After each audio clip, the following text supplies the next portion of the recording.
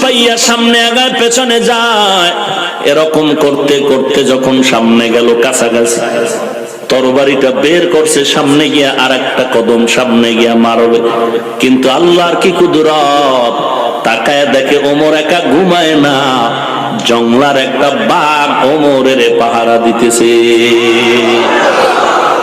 দেখা ভয়ে অস্ত্র পড়ে গেল, ওমরের সজাগ হয়ে গেল, তাকায় দেখে আছে না মানুষ দাঁড়ানো, অস্ত্র পেছনের মাটিতে। ওমর ডাক দিয়ে কয়, ভাই ভয় পাইও না, কোথা থেকে আসছো? সব ঘটনা শোনার পরে বলে, আমি এইভাবে আসছি, এখন আমাকে মাফ করে দেন, মুসলমান বানায় দেন। সেই ওমর কি পরিমাণ আল্লাহর ভয় আর তাকওয়া! দিনের বেলা মানুষের বিচার করে, আর রাতের বেলা মানুষের বাড়ি বাড়ি খোঁজ খবর নেয় কার কি অসুবিধা আছে।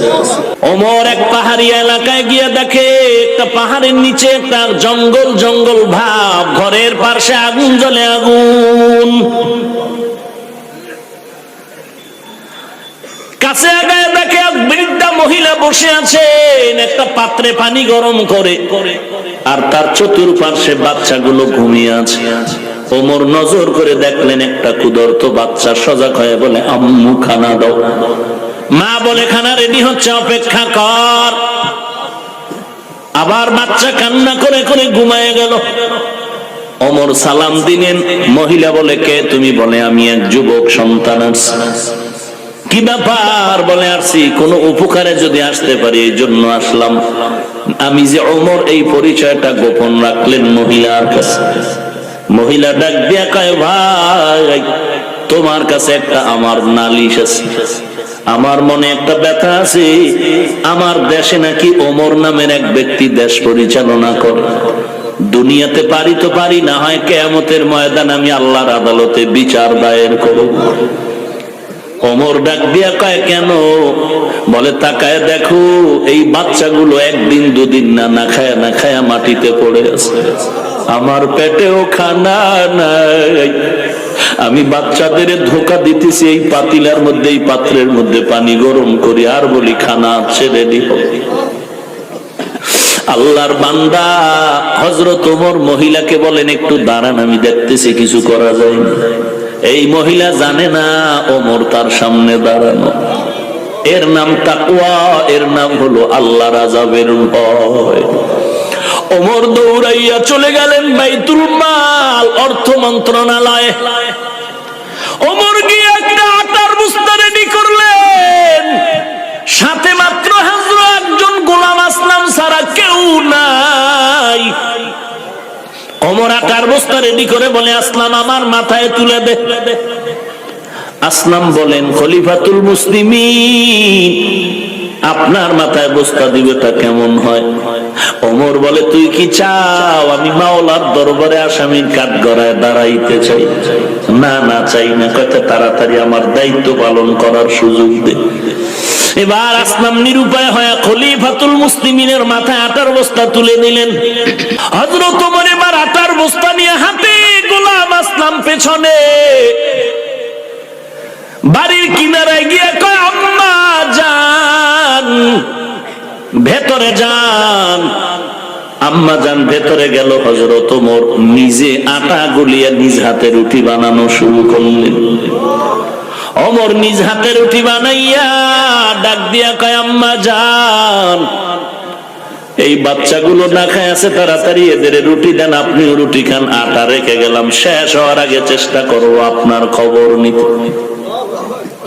এইবার ওমর বিদায় নেয়। মহিলা আল্লাহর দরবারে কয়, দাঁড়াও একটু দোয়া করি তোমার জন্য। মহিলা দোয়া করেন, ও আসমানের মালিক, আমগো দেশে ক্ষমতায় ওমরের না দিয়া যদি এই বান্দারে দিতা, দেশটা বেহেশতের বাগান হয়ে যাইত। ওমর এখনো ঘটনা বলে না, নিজ পরিচয় গোপন রাইখা চলে গেলেন। যাইয়া পরের দিন জরুরি বৈঠক ডাকলেন মসজিদে নববীর মধ্যে। আর একটা বার্তা বাহক পাঠায় দিয়ে বলে, যাও ওই মহিলারে খবর দাও খলিফাতুল মুসলিমিনের দরবার। মহিলার কাছে বার্তা বাহক যখন খবর নিয়ে গেল, আরে আম্মা জান, খলিফাতুল মুসলিমিন আপনাকে ডেকেছেন। মহিলা ভয়ে কাঁপতেছে, গতকালকের ঘটনা যুবক বোধহয় ওমরের কয়ে দিছে, আজ আমার ফাঁসি ছাড়া উপায় নাই।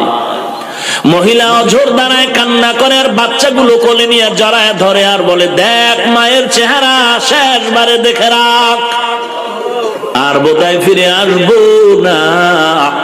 মহিলা আস্তে আস্তে করে ওমরের দরবারে রওনা। জায়গা মতো গিয়া তাকায় দেখে গতকালের রাতের সেই যুবক মসনদে দাঁড়ায় আছে। মহিলা ভয় পাইতেছেন, ওমর এদিকে দাঁড়ায় আছেন একটা লম্বা পাগড়ি হাতে নিয়া। ডাক দিয়ে আম্মা জান, কোনো ভয় নাই, কোনো ভয় নাই, কারণ আজকে ভয় তো আমার, কারণ আপনি আজকে বিচারক, আমি ওমর আজকে আসামি, আজ আপনি আমার বিচারক। এই পাগড়ি গলায় মাথা দিয়ে পেঁচায় দিলাম, আপনি পাগড়ির মাথার এক অংশ নিয়ে আমারে মদিনার অলিতে গলিতে টানেন আর বিচার করেন। কেন? আপনার খবর সময় মতো নিতে পারলাম না। আমি সময় মতো আপনার খবর কেন নিতে পারি না? আমার বিচার করেন। তারপরও আমি চাই দুনিয়াতে আমার বিচার হোক, কিয়ামতের দিন যেন ওই জাহান্নামের আগুনে জ্বলতে না হয়, আল্লাহর আসামির কাঠগড়ায় যেন দাঁড়াইতে না হয়, কারণ ওই কাঠগড়া বড় কঠিন। সূর্য মাথার উপরে নেমে আসবে, একটা নয়, দুইটা নয়, 12টা মুখ সূর্যের জমিনের দিকে ফিরে দেওয়া হবে। সূর্য মাথার উপরে যখন নেমে আসবে, গুনাহগারের মাথার মগজগুলো টাস টাস করে ফেটে যাবে। ওদিকে জাহান্নামের আওয়াজ, জাহান্নাম বলবে, আল্লাহ গুনাহগার গুলো কই? সব আমার পেটের মধ্যে দাও। আমার আল্লাহ রাগান্বিত আওয়াজ দিয়া বলবেন, অন্তাজুল ইয়াউমা আইয়ুহাল মুজরিমুন। আল্লাহ তাআলার আওয়াজে হাসরের ময়দানটা থরথর করে কেঁপে উঠবে, নবীরা পর্যন্ত বেকারার হয়ে যাবে। ওই সময় আপন বলতে কেউ নাই। ওই আসামির কাঠগড়ায় আমি ওমর কেমনে দাঁড়াবো, বড় ভয় পাই।